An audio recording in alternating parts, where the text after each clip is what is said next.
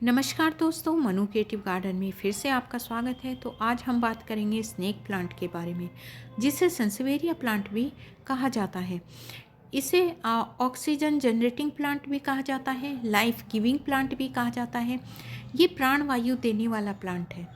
कितने ताज्जुब की बात है कि ये प्लांट ऑक्सीजन देने के साथ साथ हमारे घरों में जितनी भी हार्मफुल गैसें होती हैं, जहरीली गैसें होती हैं, ये उन सभी को अपने अंदर ऑब्जर्व करता है और फिल्टर करके प्योर ऑक्सीजन गैस हमें देता है, ऑक्सीजन गैस रिलीज़ करता है। आजकल हमारे घरों में प्लास्टिक के रूप में कितने सारे डेकोरेटिव आइटम्स मिल जाते हैं और प्लास्टिक तो हम सभी के घरों में किसी न किसी रूप में देखने को मिलती है। इस प्लास्टिक से एक बेंजीन नाम की हार्मफुल गैस रिलीज होती है। उस गैस को ये अपने अंदर ऑब्जर्व करता है और ऑक्सीजन गैस को रिलीज़ करता है। आजकल फैशन के दौर में हम दीवारों पर प्लास्टिक पेंट कराते हैं, उसमें भी ये बेंजीन नाम की जहरीली गैसें निकलती हैं। एक पर्सन के लिए एक पौधा ज़रूर चाहिए, यानी एक बेडरूम में एक प्लांट तो आप ज़रूर लगाएं। और ये जो छोटे छोटे ड्वार्फ वैरायटी के प्लांट्स हैं, इनको हम अपने वॉशरूम में, बाथरूम में, कहीं भी किचन में रख सकते हैं। क्योंकि बड़े प्लांट तो हम नहीं रख सकते, लेकिन ये छोटे छोटे ड्वार्फ वैरायटी के प्लांट्स हम अपने घरों में ज़रूर, अपने वॉशरूम में, बाथरूम में, किचन में, इस तरह ऐसी जगहों पर ये ड्वार्फ वैरायटी के प्लांट्स रख सकते हैं। ये घर को सजाने के साथ साथ हमें ये ऑक्सीजन गैस भी रिलीज़ करते हैं, जिससे हमारा स्वास्थ्य पर बुरा असर नहीं पड़ता है। क्योंकि किसी न किसी रूप में बहुत सारी गैसें हमारे घरों में ऐसी निकलती हैं जिनसे हम अनजान होते हैं। आप देख लीजिए, जब हम किचन में खाना बनाते हैं तो कभी कभी तेल या रिफाइंड में बहुत तेज़ धुआं उठता है, फ्यूम उठता है, जो कि फॉर्मल्डिहाइड गैस रिलीज़ करता है और जो कि हमारे लिए बहुत ही हार्मफुल होती है। और ये जो फ्यूम निकलता है, ये एग्जॉस्टिंग फैन पर और चिमनी पर जाकर ऐसा चिपक जाता है कि इसे साफ़ करना बहुत मुश्किल हो जाता है। तो ज़रा आप सोचिए, जब ये सांस के साथ हमारे अंदर फेफड़ों में जाता है तो हमारा जो लंग्स हैं, उनकी फ़िल्टर का क्या हाल होता होगा। तो आप सोच सकते हैं कि कितनी बातें ऐसी हैं जो हमें नहीं पता है और हमारे घरों में ऐसी गैसें रोज़ डेली निकलती हैं। तो इस प्लांट को आप अपने घरों में ज़रूर ऐड करें, ज़रूर लगाएं। ये सिर्फ घर को सजाने के काम में नहीं आता, बल्कि अगर हमें स्वस्थ रहना है और नेचर के क्लोज रहना है तो इस प्लांट को आप ज़रूर अपने घर में लगाएं। और सबसे अच्छी बात है, ये लो मेंटेनेंस प्लांट है, कम केयर मांगता है। अगर आपके पास समय नहीं है और आपको गार्डनिंग का शौक़ है तो ये बेस्ट प्लांट है, आप इसे अपने घर में ज़रूर लगाइए।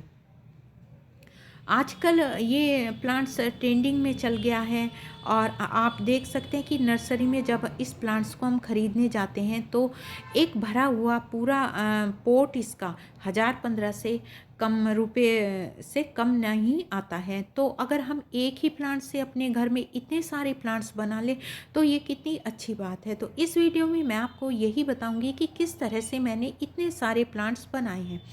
तो चलिए देखते हैं। तो सबसे पहला तरीका तो यही है कि हम इसे सोयल में प्रोपोगेट करें। हम इसे पानी में भी प्रोपोगेट कर सकते हैं, लेकिन मैंने ये सब सोयल में ही प्रोपोगेट करके इतने सारे प्लांट्स बनाए हैं। ये देखिए, इसके लिए सबसे पहले मैं आपको बता दूं कि जो हम कटिंग के लिए लीव्स लेंगे वो मैच्योर होनी चाहिए।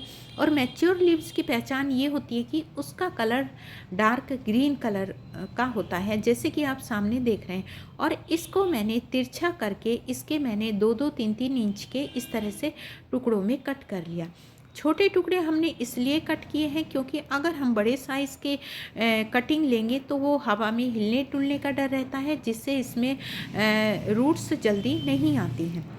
और इसके लिए मैंने सोयल कैसी ली है, मैंने इसमें 0.5% इसमें सैंड है, गार्डन की सोयल है, थोड़ा सा इसमें कोकोपीट है। और रूटिंग हार्मोन के लिए मैंने ये नेचुरल रूटिंग हार्मोन का यूज़ किया है और मैं एलोवेरा का ही यूज़ करती हूँ। ये फंजीसाइड है, फंगस नहीं लगती है और इससे बहुत जल्दी रूट्स डेवलप होती हैं। तो इस तरह से। और एक बात का आप ध्यान ज़रूर रखिए, जो नीचे वाला पार्ट है उसे आप नीचे इंसर्ट कीजिए मिट्टी में ऊपर वाले पार्ट को आप नीचे धोखे से मत कीजिए, या आपको अगर मालूम नहीं तो आप निशान लगा लीजिए, क्योंकि ये ऊपर नीचे से एक सी ही कटिंग लगती हैं। तो इस तरह से मैंने इनको एक एक आधा आधा इंच मिट्टी में नीचे इसमें दबा दिया है। और आप देखेंगे कि मतलब 1 महीने के अंदर अंदर, 1 महीना तो लग ही जाता है कम से कम विंटर में, तो उसमें ये बेबी प्लांट्स प्रोड्यूस करने लगेगा और आपकी कटिंग 100% सक्सेस होगी। तो इस तरह से आप 1 से हज़ारों पौधे बना सकते हैं। मैंने तो अपने गार्डन में इसी तरह से सारे जो प्लांट्स हैं ये प्रोपोगेट किए हैं। तो अब आगे चलते हैं। तो आइए दोस्तों, अब मैं आपको दिखाती हूँ कि किस तरह से मैंने रूट बाउंड इस प्लांट्स की अलग सेपरेट करके, डिवाइड करके इसके अलग अलग मैंने प्लांटर तैयार किए हैं। तो ये देखिए, ये मैं 4 प्लांटर इसके बनाऊंगी और काफ़ी सारे प्लांट्स मेरे इसमें ग्रो हो गए हैं। और 1.5 साल पहले मैंने सिर्फ एक प्लांट्स इसमें लगाया था। और ये हाल देखिए मेरे गार्डन का, क्योंकि अभी सभी जगह मिट्टी मिट्टी फैली पड़ी है। कटिंग, प्रूनिंग, हार्ड प्रूनिंग आजकल मेरी ये चल रही है गार्डन में, तो सारा गार्डन मेरा बिखरा हुआ पड़ा है। इसको भी मैं आपको बाद में दिखाऊंगी। तो ये देखिए, मैंने चारों गमलों में मिट्टी भर ली है और अब मैं इनको सेपरेट करूँगी। तो रिपोर्टिंग करते समय हमें किन किन बातों का ध्यान रखना चाहिए वो मैं आपको बताऊंगी। सबसे पहले, जिस भी प्लांट की हमें रिपोर्टिंग करनी है उसमें एक दिन पहले हमें अच्छे से वाटरिंग कर देनी चाहिए, ताकि जो इसकी रूट्स हैं, राइजोम हैं और इसकी लीव्स हैं वो अच्छे से पानी को ऑब्ज़र्व कर लें और रिपोर्टिंग करने के बाद कोई शोक प्लांट को हमारे न लगे। तो इस तरह से मैंने 4 हिस्सों में इस प्लांट को डिवाइड कर लिया है और एक जगह ये 6-6, 7-7 प्लांट हैं और इनको हम सिंगल भी लगा सकते हैं, क्योंकि मेरे पास इतने सारे पॉट्स नहीं हैं कि मैं इनको एक एक प्लांट को सिंगल लगाऊं। और क्योंकि काफ़ी सारे ये मेरे पास प्लांट्स हैं, ये तो मैंने सिर्फ आपको एक गमला दिखाया है, लेकिन और भी बहुत सारे प्लांटर हैं मेरे पास इसके स्नेक प्लांट के। और यकीन मानिए, मैं सिर्फ एक प्लांट नर्सरी से ख़रीद के लाई थी। 150 रुपये का ये प्लांट मुझे मिला था। अब तो काफ़ी रेट हो गए इसके, अब तो 200-250 में एक प्लांट मिलता है, क्योंकि काफ़ी कीमती ये पौधा हमारे लिए है। और इस तरह से मैंने 4 हिस्सों में इस प्लांट को डिवाइड कर लिया और एक हिस्से में कहीं कहीं सारे प्लांट्स हैं, तो इनको मैं लगाऊंगी। ये देखिए, बड़े आराम के साथ ये अच्छे से अलग हो गए हैं, क्योंकि हमने एक दिन पहले इसमें वाटरिंग की थी। और दूसरी बात कि हमेशा आपको रिपोर्टिंग शाम के समय ही करनी चाहिए। सुबह के समय या दिन में जब धूप हो तो हमें रिपोर्टिंग नहीं करनी चाहिए। शाम के समय ही हमें किसी भी प्लांट की रिपोर्टिंग शाम के समय करनी चाहिए। ये देखिए, ना तो इसके राइजोम जो थे वो डैमेज हुए हैं और ना ही इसकी रूट्स ज़्यादा डैमेज हुई हैं, और बड़े आराम से मिट्टी इससे अलग हो गई है। और जब ये राइजोम बड़े हो जाते हैं तो इन्हीं से ही बेबी प्लांट्स निकलते हैं। ये बेबी प्लांट्स को प्रोड्यूस करते हैं और उससे हम कई सारे प्लांट्स बना सकते हैं। इसको कटिंग के द्वारा भी प्रोपोगेट कर सकते हैं। मैंने आपको पहले दिखाया है कि मैंने किस तरह से कटिंग से मैंने काफ़ी सारे प्लांट्स मैंने ये तैयार कर लिए हैं। और इस मिट्टी का यूज़ मैं प्लांटर भरने के लिए नहीं करूँगी, इस मिट्टी को मैं अलग कर दूँगी। इसके लिए मैंने बहुत ही अच्छी वेल ड्रेन मिट्टी बनाई है, उसी का यूज़ मैं पॉट भरने के लिए करूँगी। और किस तरह से मैं अपने प्लांटर को भरती हूँ वो भी मैं आपको दिखाऊँगी। ये देखिए, और इनकी हाइट भी काफ़ी हो चुकी है। काफ़ी हेल्दी प्लांट हैं ये मेरे, और काफ़ी मेरे ये बुशी हो गए थे और काफ़ी सारे एक जगह ये प्लांट लग के बहुत सुंदर लगेंगे। और ये देखिए, मैं किस तरह से अपने पॉट को भरती हूँ। तो मेरे तो गार्डन से गार्डन वेस्ट इतना सारा निकल जाता है कि मुझे काफ़ी मदद मिलती है किसी भी पॉट को भरने के लिए। और मिट्टी का तो बहुत कम यूज होता है, क्योंकि आधे से ज़्यादा गमला तो मैं गार्डन वेस्ट से भर देती हूँ। ये देखिए, मैंने पहले इसके होल को चेक किया। आप भी अपने पॉट के होल को चेक कीजिए। चेक करने के बाद उसमें कोई नेट का टुकड़ा या ठीकरी डाल दीजिए और उसके बाद 2 मुट्ठी मिट्टी डालिए। और मिट्टी डालने के बाद गार्डन का वेस्ट, सूखी पत्तियाँ, कचरा, टहनियाँ, ये सब आप गमले में इस तरह से भर सकते हैं। तो मैं काफ़ी सारा वेस्ट इसी तरह से भर देती हूँ, क्योंकि जब तक रूट्स नीचे तक पहुंचती हैं तब तक ये कंपोस्ट में बदल चुका होता है। तो हमें नीचे फ्री का ही कंपोस्ट हमारे प्लांट्स को मिल जाता है और बहुत ही अच्छा कंपोस्ट इससे बनके तैयार हो जाता है।